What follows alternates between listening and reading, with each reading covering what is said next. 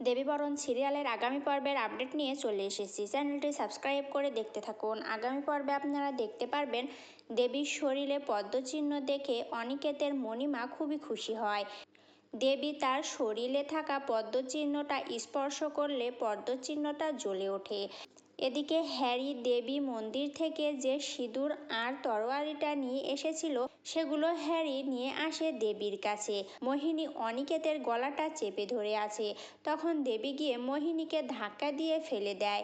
মোহিনী প্রচণ্ড রকম রেগে যায় দেবীর উপর আর দেবীর গলাটা চেপে ধরে। দেবীও মোহিনীর গলাটা চেপে ধরে।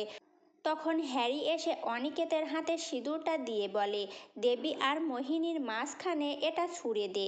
অনিকেত সিঁদুরটা ছুঁড়ে দেওয়ার পর মোহিনী পড়ে যেতে যায়। এরপরে দেবী তার হাতে থাকা তরোয়ারিটা দিয়ে মোহিনীকে আঘাত করে আর মোহিনী সঙ্গে সঙ্গে পড়ে মিলে যায়।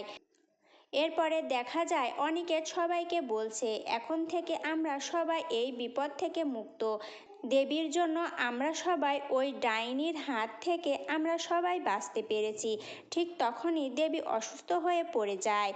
তো বন্ধুরা, আজকের পর্বটি কেমন হলো অবশ্যই কমেন্ট করে জানাবেন। আর পরবর্তী আপডেট সবার আগে পেতে চ্যানেলটি সাবস্ক্রাইব করে সাথে থাকবেন।